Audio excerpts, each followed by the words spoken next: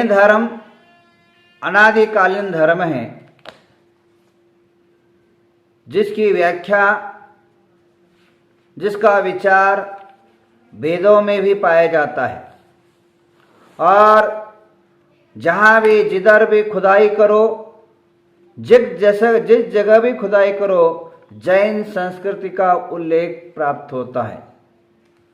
भारत देश का सबसे महान प्रथम जो खुदाई हुई मोहनजोदड़ो के अंदर, वहाँ भी भगवान आदिनाथ ऋषभदेव का मूर्ति प्राप्त हुआ। और इसी प्रकार भारत देश में जिस कोने में जिस जगह भी खुदाई करो, वहाँ उसकी संस्कृति देखी जाती, पनपी जाती है।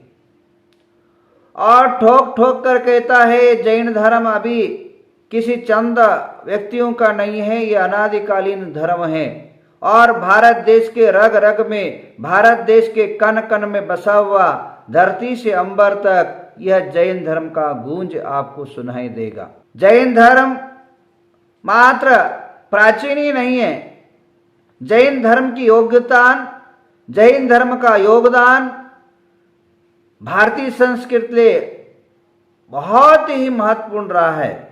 जैन धर्म का सिद्धांत अहिंसा, प्रेम, करुणा, सदाचार और प्राणी मात्र पर कल्याण पर टिका हुआ है।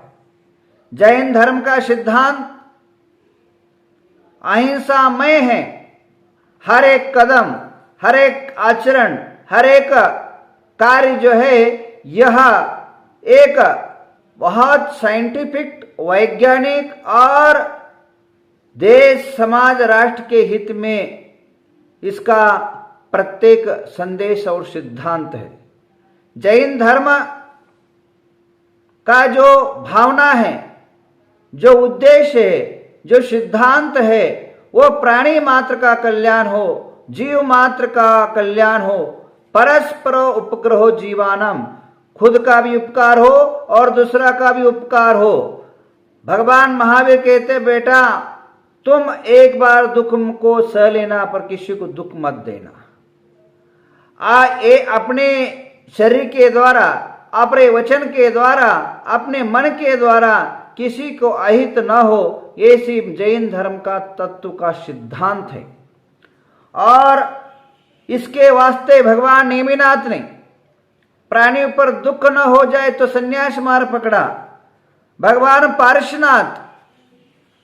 पारशनाथ नाग नागिन को तड़पते हुए देख नहीं पाए और वह नमोकार मंत्र सुना करके खुद जो है संसार भोगों को त्याग करके सन्यासी मार्ग पर चले और अहिंसा, सत्य, प्रेम, परस्पर मैत्री भाव का संसार के अंदर उपदेश दिया।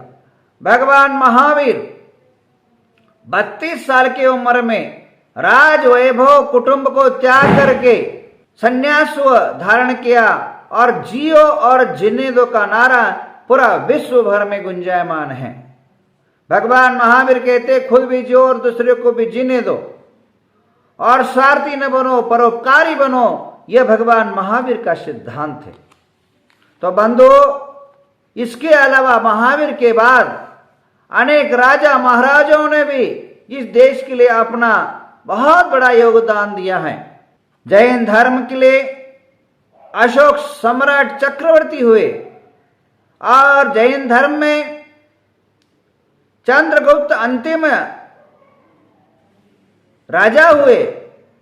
और इसके अलावा आज जिस अपनी चर्चा का विषय बना हुआ है, राजस्थान का विषय बना हुआ है, महाराणा प्रताप जब जंगलों में भटक रहे थे, हल्दी घाटी के अंदर भ्रमण कर रहे थे, आज जहां उन्हें सत्ता, अस्तित्व, संपत्ति, सारे अस्तित्व को खो चुके थे, उस समय हमारे जैन साहब का महान पुत्र भामाशाह, जिन्होंने एक नहीं, दो नहीं, तीन नहीं, 25,000 सैनिकों को 12 साल तक कोई कमी नहीं रहे, इतनी संपदा दान दे करके महाराणा महाराणा प्रताप के हर कदमों में सहकार सहयोग दे करके पुराना जो है राजगद्दी प्राप्त करवाई थी महाराणा प्रताप को।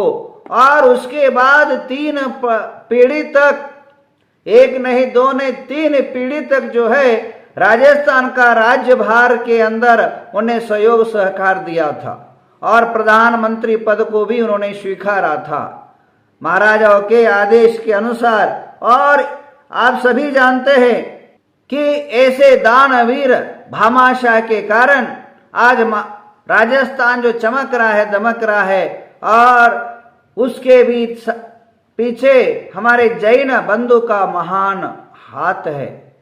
इसी प्रकार वह उस महाराणा प्रताप के प्रति एक छंद आपको कहूं, वह धन्य देश जिसकी माटी है, जिसमें भामाशाह लाल पला है। उस दानवीर की इस गाथा को मिटा सका क्या काल भला। उनकी दानवीरता, उनकी दानता की सूरता आज तो कोई मिटा नहीं सका बंधुओं। तो ऐसे जैन धर्म परोपकारी धर्म है।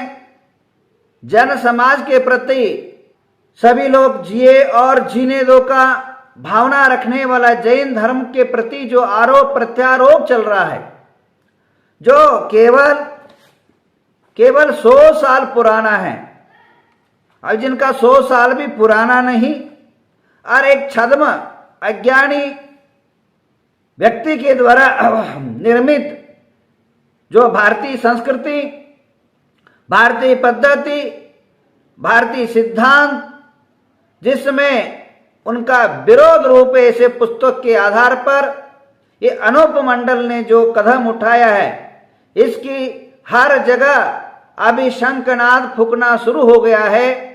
और मेरे को जो सुन रहे हैं, मेरे को जो आवाज जहां तक मेरी पहुंच रही है, मैं उन सब से कहूंगा, हमारे लाखों लोग वकील लोग बैठे, लाखों लोग जो है हमारे नवयुवक बैठे, अब चुप बैठने का समय नहीं है, क्योंकि ऐसे आलाप करने वाले को जवाब देना हमारा धर्म है और कर्तव्य है। हमारे अहिंसा तत्व मूलभूत तत्व है, जिसके कारण देश आजाद हुआ, और महात्मा गांधी ने अहिंसा तत्व पर को स्वीकारते हुए और उन्होंने देश को आजादी दिलाई। परंतु अहिंसा को पूर्ण तत्व पहचानने वाले, अहिंसा तत्व को पढ़ने वाले को मैं एक बात बताऊं, हिंसा की 4 भेद है। संकल्प हिंसा, आरंभी हिंसा, उद्योगी हिंसा, विरोधी हिंसा। इसमें से ग्रस्त लोगों को केवल जो है संकल्प हिंसा को छोड़ करके बाकी हिंसा कर सकते हैं। ये विरोध करने में जो भी होता है उसको हिंसा नहीं माना जाता है। अपना सेफ्टी के लिए जो किया हुआ हिंसा है वो हिंसा नहीं है।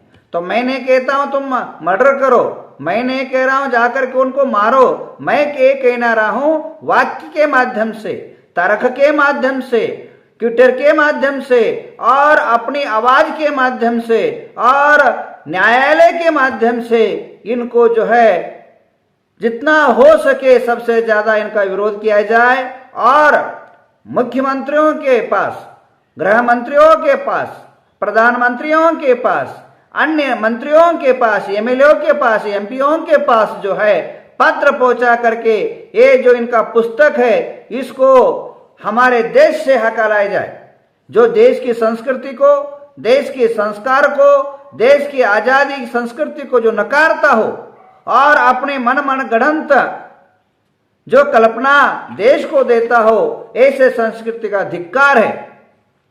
इसके अलावा इस उनकी जो पुस्तक है, अनूप मंडल की जो पुस्तक है, उनकी जो भी एक महान भाव हुए हैं, उनकी जो पुस्तक है, उस पुस्तक को हम कानूनी तौर पर मार्केट में लाने के लिए प्रतिबद्ध हुआ था पहले भी, अब दोबारा उस पर प्रतिबद्ध लगाना चाहिए। इसके अलावा मैंने सुना है इन्होंने कई बार कई साधु को जिंदा जलाया है।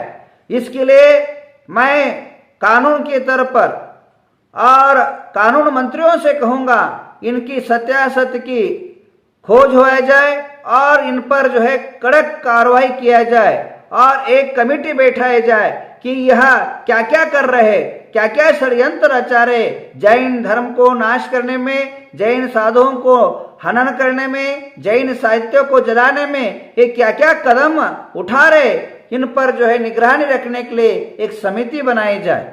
ऐसे मेरे सरकार के लिए और अनेक प्रकार के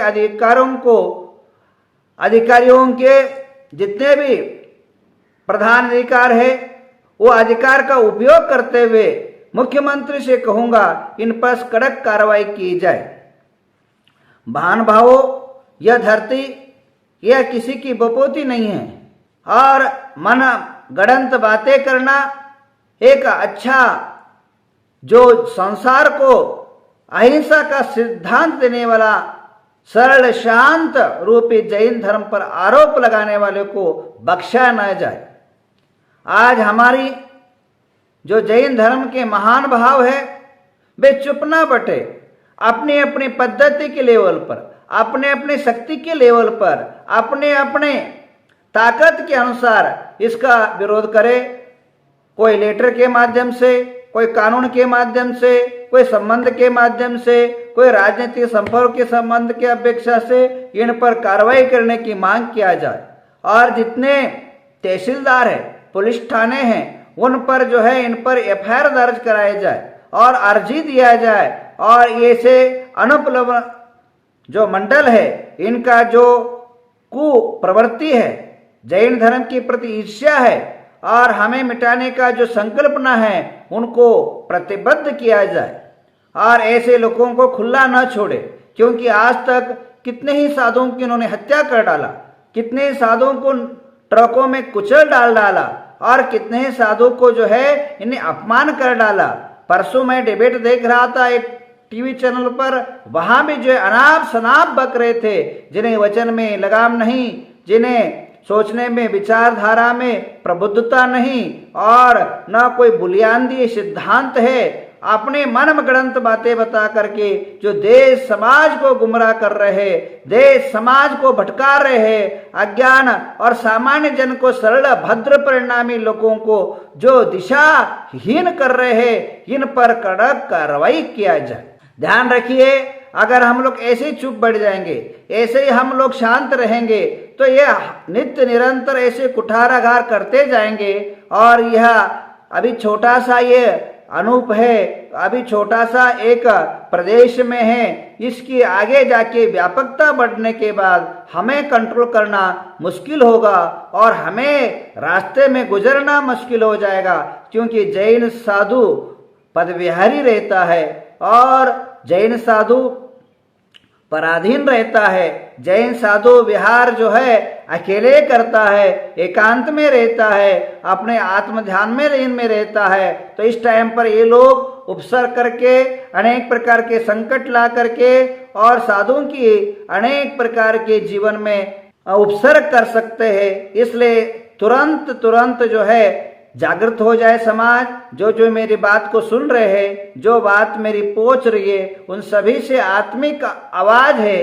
अंतरकन से आवाज है, हे जैन बंधु अब तो जागो, अब तो जागो, 100 साल से सोए हो, अब तो जाग करके इन्हें थोड़ा तो सबूत सिखाओ और इन पर जो है कुछ तो आप लोग बुद्धिमान हो, धनवान हो और लक्ष्मीपति हो और बुद्धिपति हो, सरस्वती के पुत्र हो, अपनी बुद्धि का यूज करो, लक्ष्मी का यूज करो और एन केन प्रकारे ना इन पर जो है एक बृहद विशाल रूप से, विराट रूप से इनका प्रतिपादन हो और दिव्य और भव्य आंदोलन हो करके इनको जो है एक सबूत और इनको दिशा बोध देना परम आवश्यक है।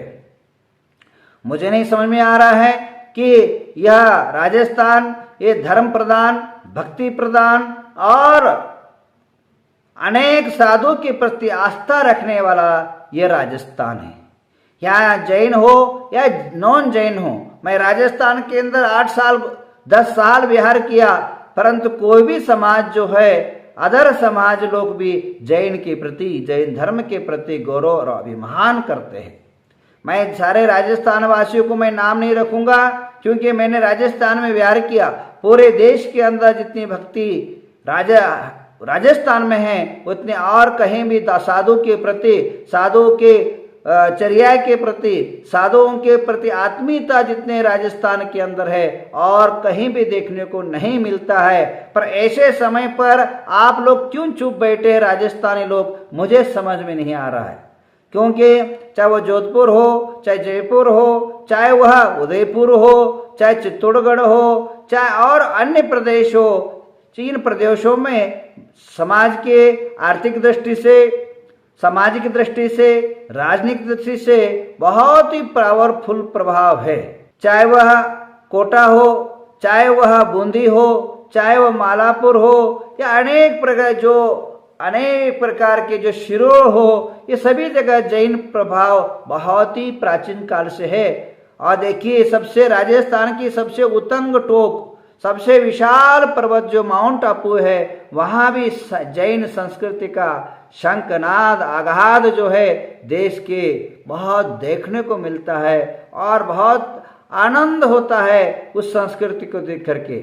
ऐसे संस्कृति का धरोहर, ऐसे शांत प्रिय और आनंद प्रिय राज्य को ऐसे द्वेष, मत्सर, ईर्ष्या और नफरत घोलने वाले इस अनुपम मंडल पर कार्रवाई हमारे माननीय अशोक जी गहलोत, ये भी एक धार्मिक और सज्जन पुरुष है।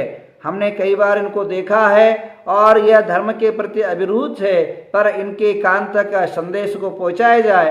और अनेक जो भामाशाही आज भी हमारे राजस्थान में हैं, जिनके संपर्क में हैं, तो इन्हें संपर्क करके इस पर जल्दी से जल्दी कार्रवाई हो, ऐसे मेरे मन से, वचन से हम अनुमोदना करते हैं। बंधुओं, ऐसे अनुपम मंडल जैसे महान दुष्ट प्रवृत्ति के जो सदस्यों पर कार्रवाई हो, और मैंने सुना है पिछले कई समय पर इन पर कार्रवाई हुई है, जेल गए हैं और दंड भी हुआ इनको, तो भी इनको बुद्धि नहीं आ रही है। पर अब की बार जो कार्रवाई हो, बहुत कड़क रूप से कार्रवाई हो, ऐसे हम अपेक्षा रखते हैं। इसके अलावा आपके सामने एक आ रहा है एक दिव्य विराट शिविर, जिस शिविर की हम कल्पना नहीं कर सकते हैं। ऐसे शिविर का आयोजना सर्वोदय शिक्षण शिविर आयोजना हो रहा है, और यह शिक्षण शिविर एक नहीं, दो नहीं, अभी तक फॉर्म 8,000 लोगों ने फॉर्म भरा है। तो बंधुओं, आप क्यों वंचित है, आप क्यों पीछे रह रहे? आप सभी लोग उस शिक्षण शिविर पर फॉर्म भर करके अपने ज्ञानार्जन करें। बंधुओं, यह शिक्षण शिविर आपके घर बैठे बैठे अनेक आचार्यों के मुखार विंद से निकला हुआ गंगोत्री आपके घर पर पहुंचेगा। ज्ञान रूपी अमृत आपके घर तक पहुंचेगा, और उस अमृत में पहुंचा हुआ गंगा में आप डुबकी लगाइए और अपने जीवन को धन्य और पवित्र करें।